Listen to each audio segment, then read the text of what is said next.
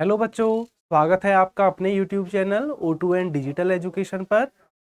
और आज हम शुरू करेंगे जो हमने कल एक लास्ट जो वीडियो हमने बनाई थी क्लास 10th की फिजिक्स में प्रकाश का परावर्तन और अपवर्तन। आज हम उसी को आगे कंटिन्यू करेंगे। तो कल हमने प्रकाश का परावर्तन, प्रकाश के परावर्तन के नियम, इन चीज़ों पे हमने बात की थी। और चैप्टर से पहले हमने बेसिक चीज़ें कि प्रकाश क्या है, प्रकाश के थोड़े गुण वगैरह के बारे में हमने बात की थी। और आज हम बात करेंगे बच्चों गोलीय दर्पण, कि गोलीय दर्पण क्या होते हैं। गोलीय दर्पण शुरू करने से पहले यहाँ एक छोटा सा टॉपिक आता है बच्चों, प्रतिबिंब, इमेज।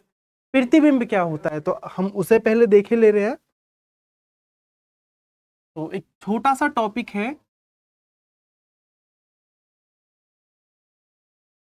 प्रतिबिंब, यानी इमेज।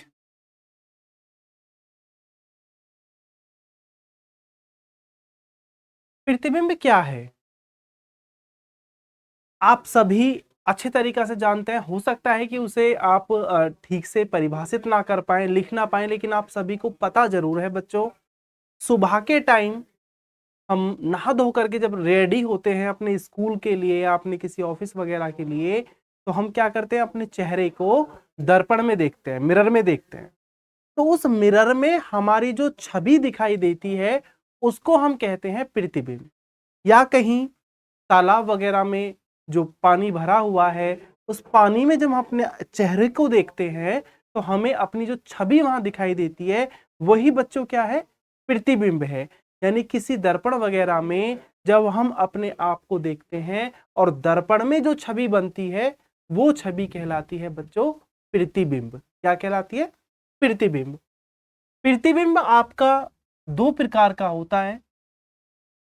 एक तो होता है बच्चों आपका वास्तविक प्रतिबिंब, वास्तविक प्रतिबिंब।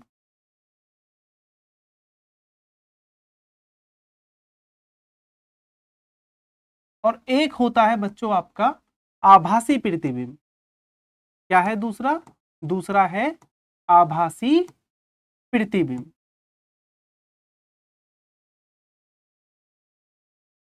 अगर हम इनको थोड़ा समझें कि वास्तविक प्रतिबिंब क्या है और आभासी प्रतिबिंब क्या है, तो आप इनको देख सकते हैं बच्चों। अगर हम वास्तविक प्रतिबिंब की बात करते हैं तो जब प्रकाश की किरणें किसी दर्पण वगैरह से टकराती हैं और वो परावर्तित होकर या अपवर्तित होकर आपस में कहीं मिलती हैं।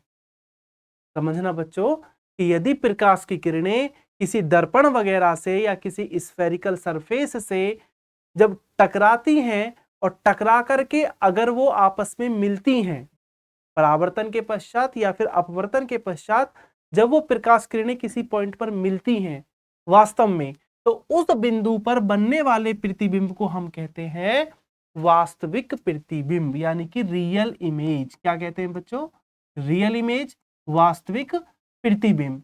इसकी खासियत होती है बच्चों, इसकी क्या विशेषता है कि जो आपकी रियल इमेज है उसे आप पर्दे पर प्राप्त कर सकते हो। अगर हम स्क्रीन लगाते हैं तो रियल इमेज, आपकी वास्तविक प्रतिबिंब आपको पर्दे पर प्राप्त हो जाएगा। लेकिन अगर हम बात करते हैं आभासी प्रतिबिंब की, तो आभासी प्रतिबिंब में क्या होता है कि जब किसी दर्पण से प्रकाश किरणें परावर्तन या अपवर्तन के पश्चात वास्तव में किसी बिंदु पर नहीं मिलती हैं, बस हमें ऐसा आभास हो कि वो एक बिंदु पर आकर के मिल रही हैं या उस बिंदु से निकल रही हैं, तो उस बिंदु पर बनने वाले प्रतिबिंब को हम कहते हैं आभासी प्रतिबिंब। क्या कहते हैं?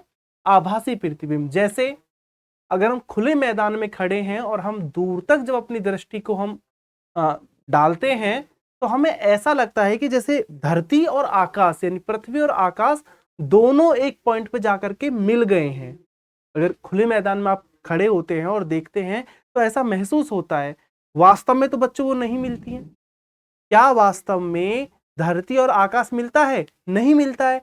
लेकिन हमें सिर्फ आभास ऐसा होता है कि जैसे ये एक बिंदु पर मिल गए हैं। यानी वही क्या है? आभासी प्रतिबिंब है। क्या है? आभासी प्रतिबिंब है। तो इसको हम कहते हैं वर्चुअल इमेज।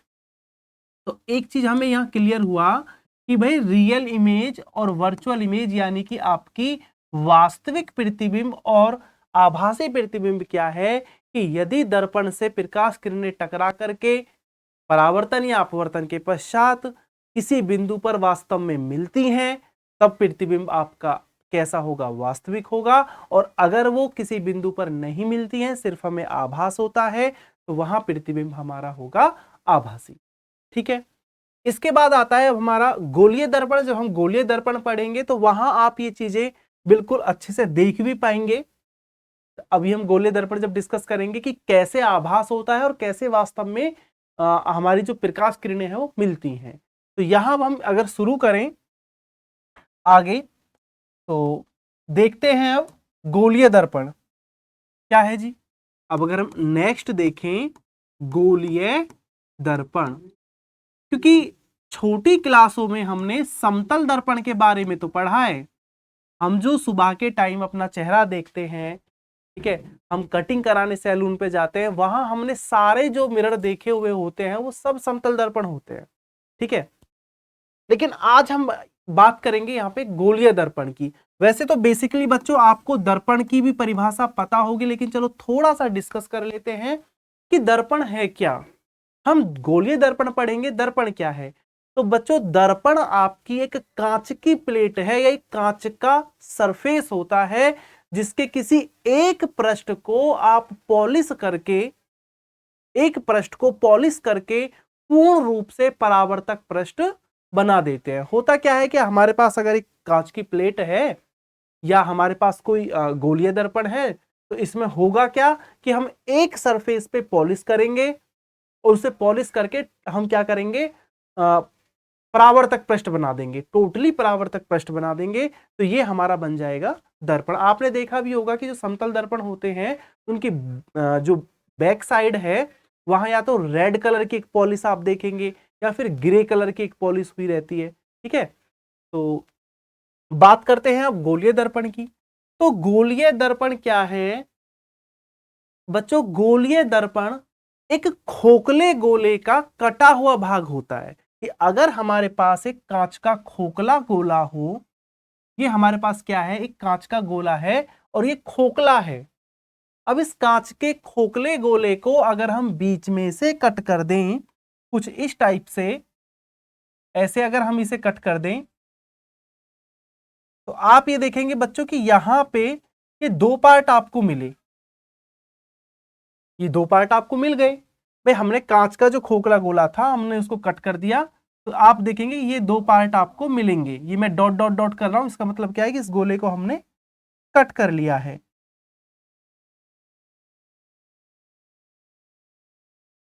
ठीक है जी, क्या कर लिया है, इस गोले को कट कर लिया है बीच में से। अब अगर हम इस पे हम क्या करते हैं बच्चों, पॉलिश करते हैं। क्या करते हैं? पॉलिश। ये जो कांच का खोखला गोला है जिसको हमने बीच में से कट कर लिया है, इसके दो भाग हमें मिले। अब इस भाग का एक तो ये बाहर वाला पृष्ठ हो गया, एक ये अंदर वाला पृष्ठ हो गया। तो हम क्या काम करेंगे, अगर हम इस अंदर वाले पृष्ठ पर पॉलिश करते हैं, ये अंदर वाला पृष्ठ, दो तरीका है कि एक तो हमने इस अंदर वाले पृष्ठ पे पॉलिश कर लिया जी, एक आप सोचेंगे क्यों जी सर अंदर वाले पे कर सकते हैं बाहर वाले पे नहीं कर सकते? कर सकते हैं बच्चों। तो आप ये बाहर वाले पर भी पॉलिश कर सकते हैं। तो आप क्या काम करेंगे, या तो अंदर वाले पृष्ठ पे पॉलिश कर लें या फिर बाहर वाले पृष्ठ पर। ठीक है, यानी ये या तो दबे हुए भाग पर या फिर इस उभरे हुए भाग पर आप पॉलिश कर लें। अब पॉलिश करने पे क्या होगा कि ये आपने एक तरफ पॉलिश करके ये जो दूसरी इसकी साइड है, जो दूसरी सरफेस है, इसको पूर्ण रूप से परावर्तक बना लिया। अब यहां पे अगर आप कोई प्रकाश किरण डालेंगे तो प्रकाश किरण क्या होगी, इससे टकरा करके परावर्तित हो जाएगी। क्या होगी जी? परावर्तित हो जाएगी। ठीक है। तो अब हुआ क्या कि जब ये दो तरीका से आपने पॉलिश कर लिया है, तो इस वाले भाग को, जिस भाग में आपने अंदर की तरफ पॉलिश किया है, इस वाले भाग से अब यहां ये जो मिरर बना, ये जो आपका एक गोलीय दर्पण बना है इसको हम कहते हैं उत्तल गोलीय दर्पण। क्या कहते हैं बच्चों? उत्तल गोलीय दर्पण। क्योंकि हमारे जो गोलीय दर्पण है वो भी दो प्रकार के होते हैं, उत्तल और अवतल। एक तो होता है उत्तल और एक होता है अवतल। दूसरा क्या होता है? अवतल होता है। तो ये हमारा हो गया उत्तल गोलीय दर्पण, जिसको हम इंग्लिश में कहते हैं कॉन्वेक्स, कॉन्वेक्स मिरर। क्या कहते हैं जी? Convex mirror. अब अगर हम ये दूसरी साइड देखते हैं, जहां आपने ये बाहर की तरफ पॉलिश किया है, बाहर की तरफ पॉलिश करके आपने इसको परावर्तक बनाया है, तो यहां जो दर्पण बना, ठीक है, ये तो है आपका उत्तल गोलीय दर्पण, ठीक है, यानी उत्तल दर्पण भी इसको शॉर्ट में बोल सकते हैं। और इसको हम कहते हैं अवतल दर्पण। क्या होगा जी? अवतल दर्पण। इस अवतल दर्पण को अगर आप देखें तो बच्चों इसे इंग्लिश में बोलते हैं कॉनकेव मिरर। क्या कहते हैं? Concave mirror. ये आ गया आपका कॉनकेव मिरर। यानी कि सिंपल हो गया, दर्पण क्या होता है? दर्पण हमारी कांच की एक ऐसी प्लेट होती है या कांच का कोई ऐसा गोलीय भाग होता है जिसके एक पृष्ठ को हम पॉलिश करके पूर्ण रूप से परावर्तक बना देते हैं। तो इस प्रकार आप ये देख सकते हैं कि अगर गोलीय दर्पण की बात करें तो गोलीय दर्पण होते हैं दो प्रकार के, ठीक है। कौन कौन से? उत्तल और अवतल। उत्तल कैसे बनेगा कि अगर आप एक कांच का खोखला गोला लें, उसको बीच में से कट कर दें, कट करने के बाद अगर आप दबे हुए भाग पर पॉलिश करते हैं तो आपको उत्तल दर्पण मिलेगा, और अगर आप उभरे हुए भाग पर पॉलिश करते हैं तो आपको अवतल दर्पण मिलेगा। तो ये हमारा हो गया उत्तल दर्पण और ये हमारा हो गया अवतल दर्पण। अब हम इन उत्तल दर्पण और अवतल दर्पण से जो रिलेटेड कुछ टर्म है, यानी कि गोलीय दर्पणों से संबंधित कुछ तथ्य हैं, उनको हम थोड़ा यहां सीखेंगे। जैसे पोल क्या होता है, यानी कि ध्रुव क्या है दर्पण का, वक्रता त्रिज्या क्या है, वक्रता केंद्र क्या है, इन चीजों के बारे में हम यहां डिस्कस करेंगे। इनके नोट्स बच्चों आप अपनी बुक से बहुत इजीली मेंटेन कर सकते हैं, क्योंकि अगर समझ में आएगा तो हम इजीली नोट्स भी बना सकते हैं, ठीक है। क्योंकि यहां अगर प्रॉपर मैं ऐसे नोट्स लिखूंगा तो उसमें थोड़ा टाइम वेस्ट होगा, टाइम ज्यादा लगेगा, तो इसीलिए आप यहां समझें और नोट्स आप सेल्फ प्रिपेयर कर सकते हैं। तो यहां अगर हम देखते हैं फिर आगे, अगर बात की जाए कि दर्पण का, गोलीय दर्पण का ध्रुव क्या है, तो वो हम सारी चीजें अगर यहां डिस्कस करते हैं, हम वो चीजें देखते हैं कि कैसे आप इसे डिफाइन कर सकते हैं। कि आपने जैसे ये लिया, वो कांच का एक खोखला गोला आपने लिया, ठीक है, इसी से आपने चीजों को क्या किया? कट किया, यानी इसी से तो हमने गोलीय दर्पण बनाए थे। हमने क्या किया था? इसे बीच से ऐसे काट दिया और काट करके इसके एक सरफेस पे हमने पॉलिश कर दिया, ठीक है। तो इस टाइप से अगर आप ये देखें तो हमने यहाँ दो चीजें आती हैं कि भाई या तो हम इसके दबे हुए भाग पे पॉलिश करेंगे या हम इसके उभरे हुए भाग पर पॉलिश करेंगे। तो यहां से जो हमें दर्पण मिल जाएंगे, लेकिन अब बात आती है, ये पूरा ये गोला है,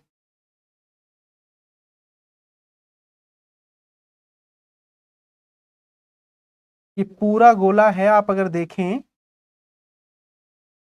इसे अपने माइंड में, आप ऐसा थोड़ा माइंड मेकअप इसका कर ले, अपने माइंड में थोड़ा रखें कि ये खोखला गोला है जो हमने काट करके छोटा बनाया है। तो इसमें अब इस खोखले गोले का बच्चों कोई केंद्र तो होगा, इस खोखले गोले का कोई केंद्र होगा। तो अगर मैं ये मानूं कि ये इसका केंद्र है O, क्या है बच्चों? इसका केंद्र है O, तो इस खोखले गोले का जो केंद्र है O, इसको हम कहते हैं दर्पण का वक्रता केंद्र। क्या कहते हैं जी? इसको हम कहते हैं वक्रता केंद्र, वक्रता केंद्र, ये वाला। अब अगर आप ये चीज देखें तो इन दोनों दर्पणों के लिए वक्रता केंद्र की स्थिति अलग अलग होगी। कैसे भाई, अगर इस गोलीय दर्पण की बात करते हो तो यहां तो ये वक्रता केंद्र इसके पड़ेगा राइट में, ठीक है, इधर की तरफ। और इधर से देखें तो ये अवतल दर्पण के किस में होगा, लेफ्ट में होगा। ये हम अब मैं अपने अकॉर्डिंग आपको बता रहा हूं कि ये अगर हम दर्पण है तो दर्पण का राइट, दर्पण का लेफ्ट, ठीक है, इस टाइप से। तो इसमें एक और चीज आती है, जैसे सबसे पहले अगर हम देखें इसमें आता है ध्रुव, कि गोलीय दर्पणों का ध्रुव क्या होता है, इसको हम कहते हैं पोल। क्या कहते हैं बच्चों, पोल कहते हैं। तो हमारे जो गोलीय दर्पण हैं, इन गोलीय दर्पणों के मध्य बिंदु को हम कहते हैं ध्रुव। जैसे ये हमारा दर्पण है तो इस दर्पण का ये है मध्य बिंदु, इसको हम कहते हैं पोल और इसे P से प्रदर्शित करते हैं। ये हो गया आपका उत्तल गोलीय दर्पण का ध्रुव और ये हो गया अवतल गोलीय दर्पण का ध्रुव, ठीक है। वक्रता केंद्र मैंने आपको बताया कि वक्रता केंद्र क्या है, कि आपके जो गोलीय दर्पण हैं, जिस खोखले गोले के कटे हुए भाग होते हैं, उस खोखले गोले के केंद्र को वक्रता केंद्र कहते हैं। क्लियर। अब अगर हम देखें वक्रता त्रिज्या क्या होगी, वक्रता त्रिज्या, वक्रता त्रिज्या, इस वक्रता केंद्र को हम कहते हैं सेंटर ऑफ कर्वेचर। इंग्लिश में क्या बोलते हैं बच्चों, सेंटर ऑफ कर्वेचर। और यह है आपका रेडियस ऑफ कर्वेचर।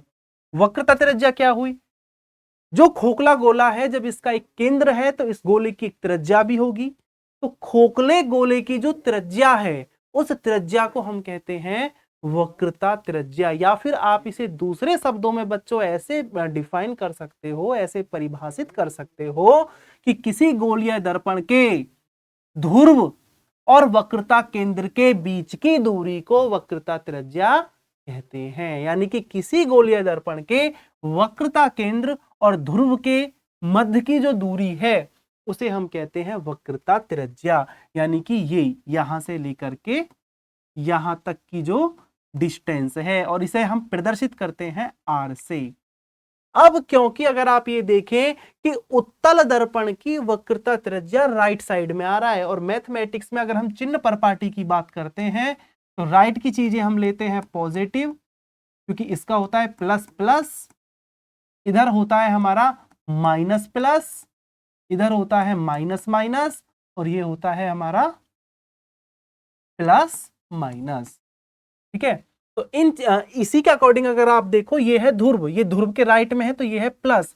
इसीलिए हमारी जो उत्तल गोलीय दर्पण है, उत्तल गोलीय दर्पण की वक्रता त्रिज्या कैसी होती है, धनात्मक होती है। कैसी होती है बच्चों, धनात्मक। और अगर मैं बात करूं अवतल गोलीय दर्पण की तो ये ध्रुव के लेफ्ट में है, और लेफ्ट में हम लेते हैं साइन कैसा, माइनस का। तो इसीलिए अवतल गोलीय दर्पण की वक्रता त्रिज्या होती है ऋणात्मक। कैसी होती है बच्चों, ऋणात्मक। यानी कि आपका जो उत्तल गोलीय दर्पण है उसकी वक्रता त्रिज्या होगी धनात्मक, और अवतल गोलीय दर्पण की वक्रता त्रिज्या होगी ऋणात्मक। समझ गए होंगे बच्चों आप। तो ध्रुव हमें समझ में आ गया, वक्रता केंद्र आ गया, वक्रता त्रिज्या आ गया। एक इसमें आता है हमारा प्रकाशिक अक्ष। प्रकाशिक अक्ष, प्रकाशिक अक्ष क्या होती है, किसी भी दर्पण के ध्रुव और वक्रता केंद्र से होकर जाने वाली एक सीधी रेखा को हम प्रकाशिक अक्ष कहते हैं। ये जी, ये इसकी प्रकाशिक अक्ष की। अगर मैं आपको थोड़ा ये अलग से बना करके दिखाऊं कि अगर मैं ये एक अवतल दर्पण ले रहा हूं, ये अवतल दर्पण का हो गया ध्रुव, और अगर मैं ये मान के चलूं कि ये अवतल दर्पण का हो गया वक्रता केंद्र ओ, या इसको वक्रता केंद्र हम सी भी ले लेते हैं, तो इससे होकर जाने वाली जो बिल्कुल एक सीधी रेखा है इसको हम कहते हैं क्या जी, प्रकाशिक अक्ष। क्या बोलते हैं बच्चों, प्रकाशिक अक्ष। प्रकाशिक अक्ष इसको हम बोलते हैं। समझ में आ गया होगा बच्चों, इसको हम कहते हैं प्रकाशिक अक्ष। तो हमें एक चीज पता चला कि भाई प्रकाशिक अक्ष हमें पता चल गया, हमें पोल, वक्रता त्रिज्या, वक्रता केंद्र।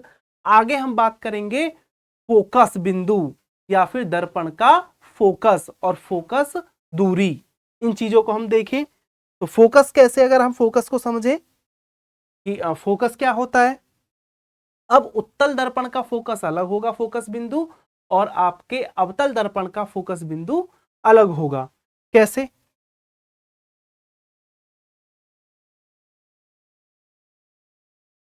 उत्तल दर्पण का फोकस या मुख्य फोकस,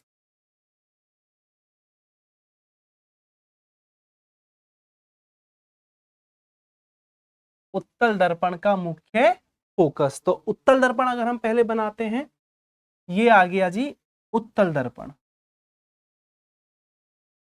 ये हमने ये इधर पॉलिश करके इसके दबे हुए भाग पे हमने ये उत्तल दर्पण बना लिया है। ये उत्तल दर्पण का हो गया ध्रुव, ये हो गया ध्रुव पी।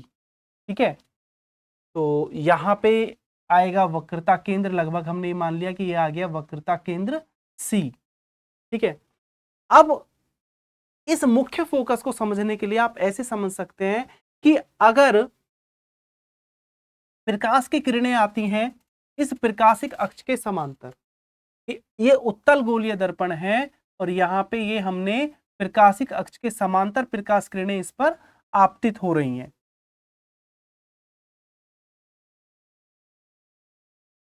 इस टाइप से। अब होगा क्या, जब आप ये उत्तल दर्पण से आप ये देखेंगे तो इससे इनका क्या होगा, परावर्तन होगा। क्या होगा बच्चों, इनका परावर्तन होगा, क्योंकि जब ये प्रकाश किरणें आएंगी टकराएंगी तो परावर्तित होंगी। ये टकरा करके इनका क्या हो गया, परावर्तन। अब आप मुझे बताओ बच्चे कि क्या ये प्रकाश किरणें पीछे की तरफ कहीं मिलेंगी परावर्तन के बाद, नहीं मिलेंगी। तो अगर हम इन्हें पीछे की तरफ ऐसे खींचें,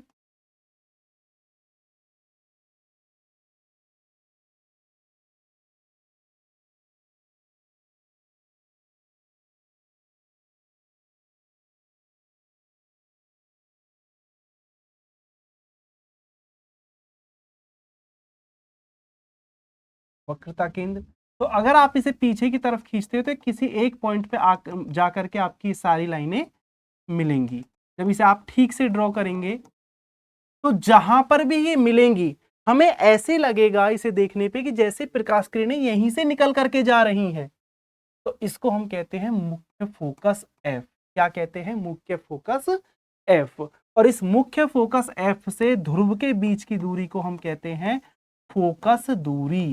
क्या कहते हैं, फोकस दूरी। यानी किसी भी गोलीय दर्पण के मुख्य फोकस से ध्रुव के बीच की जो दूरी होती है, मुख्य फोकस और ध्रुव के मध्य की जो दूरी होती है, उसे हम कहते हैं फोकस दूरी। क्या कहते हैं बच्चों, फोकस दूरी। तो ये तो हो गया हमारा मुख्य फोकस और ये हो गई हमारी फोकस दूरी। अब अगर आप यहां पे देखते हैं तो ये भी ध्रुव के कैसे हैं, राइट में है। जब ये ध्रुव के राइट में है तो होगा क्या, ध्रुव के राइट में होने पर इसकी फोकस दूरी भी कैसी होगी, प्लस की होगी। यानी कि हमारा जो उत्तल गोलीय दर्पण होता है उसकी फोकस दूरी भी बच्चों कैसी होती है, धनात्मक होती है। कैसी होती है बच्चों, धनात्मक होती है। ठीक है, अब हम इसको देखे ले रहे हैं एक बार अवतल दर्पण के लिए। ठीक है, अब क्या देखते हैं हम इसको अवतल दर्पण के लिए। ये तो आपको समझ में आ गया होगा कि मुख्य अक्ष के, या जो आपका प्रकाशिक अक्ष है इसको हम मुख्य अक्ष भी कह देते हैं। इस प्रकाशिक अक्ष को क्या कह देते हैं बच्चों, मुख्य अक्ष भी कह देते हैं। तो मुख्य अक्ष के समांतर आने वाली प्रकाश किरणें दर्पण से परावर्तन के पश्चात जिस बिंदु पर मिलती हुई प्रतीत होती हैं, या तो जिस बिंदु पर मिलती हैं या मिलती हुई प्रतीत होती हैं, उस बिंदु को हम दर्पण का मुख्य फोकस कहते हैं। और इस मुख्य फोकस से ध्रुव के मध्य की दूरी को फोकस दूरी कहते हैं। उत्तल के लिए देख लिया, अब इसे एक बार हम अवतल के लिए देख ले रहे हैं। तो अवतल दर्पण के लिए, अवतल दर्पण का मुख्य फोकस,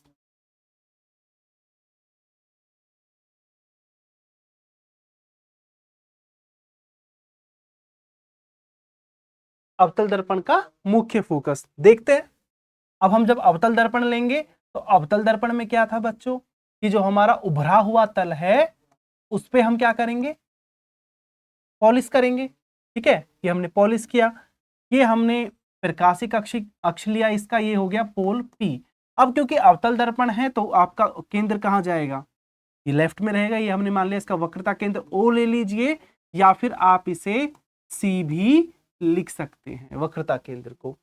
अब अगर हम यहां भी यही चीज लेके चलें कि अगर मुख्य अक्ष के समांतर आपकी प्रकाश किरणें आ रही हैं,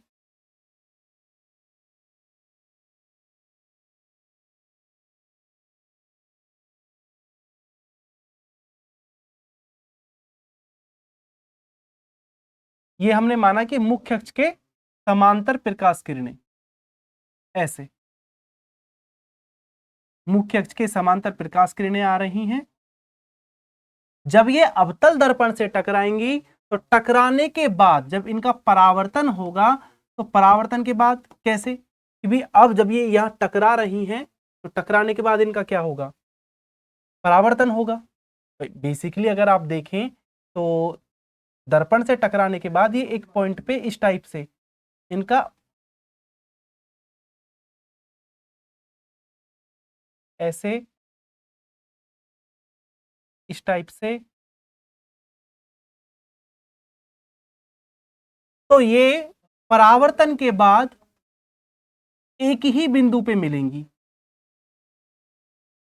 ठीक है, ये यहां पे मिली तो परावर्तन के बाद ये जिस बिंदु पर मिलती हैं उसको हम कहते हैं मुख्य फोकस F, और इस मुख्य फोकस F से वक्रता केंद्र के बीच की दूरी को हम कहते हैं फोकस दूरी F। क्योंकि ये ध्रुव के लेफ्ट साइड में है, बाईं ओर है, इसलिए माइनस।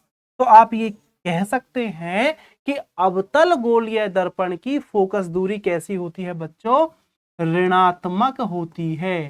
कैसी होती है, ऋणात्मक। यानी कि जो अवतल गोलीय दर्पण है, अवतल गोलीय दर्पण के लिए जो फोकस दूरी है वो फोकस दूरी कैसी होगी बच्चों, ऋणात्मक होगी। कैसी होगी, ऋणात्मक होगी। तो ये आप चीजें उम्मीद करता हूं बच्चों ये समझ में आया होगा कि आज जो हमने गोलीय दर्पण के बारे में पढ़ा है, गोलीय दर्पण की जो छोटी छोटी चीजें हैं वो हमको समझ में आ गई होंगी कि फोकस दूरी क्या होता है, मुख्य फोकस क्या होता है, ध्रुव क्या होता है, वक्रता त्रिज्या क्या होती है। ठीक है, ये सारी चीजें। एक इस पे आता है अपर्चर। अपर्चर क्या होता है कि दर्पण का वो अधिकतम भाग होता है जितने भाग से परावर्तन संभव हो, उस भाग को हम कहते हैं अपर्चर, दर्पण का अपर्चर कहते हैं। ठीक है, तो अब यहां पे जैसे अब यहां जो इमेज बनेगी क्योंकि वास्तव में मिल रही है तो यहां पे इमेज बनेगी आपकी रियल, वास्तविक इमेज बनेगी। जबकि अगर आप उत्तल दर्पण में देखें तो उत्तल दर्पण में पीछे वाले में अगर आप बच्चों ये चीज देखते हैं वहां वास्तव में नहीं मिल रही थी, हमें आभास हो रहा था क्योंकि डॉटेड लाइन है ना। तो यहाँ पे जो प्रतिबिंब बना वो कैसा हुआ, आभासी। अभी हमने थोड़ी देर पहले जो प्रतिबिंब पढ़ा था कि आभासी और वास्तविक कैसे बनता है, तो यहां तो बना आभासी। तो आप ये भी कह सकते हो कि उत्तल गोलीय दर्पण से बनने वाला प्रतिबिंब क्या हुआ, आभासी हुआ। और अवतल से जो बना, अवतल से कैसा बनेगा, यहां पे वास्तविक बनेगा।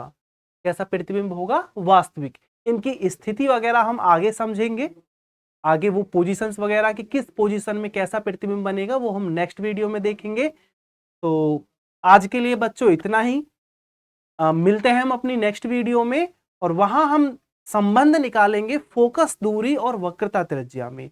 इस फोकस दूरी F और वक्रता त्रिज्या R जो मैंने बताई है इसमें एक संबंध होता है, एक रिलेशन होता है F is equal to R/2।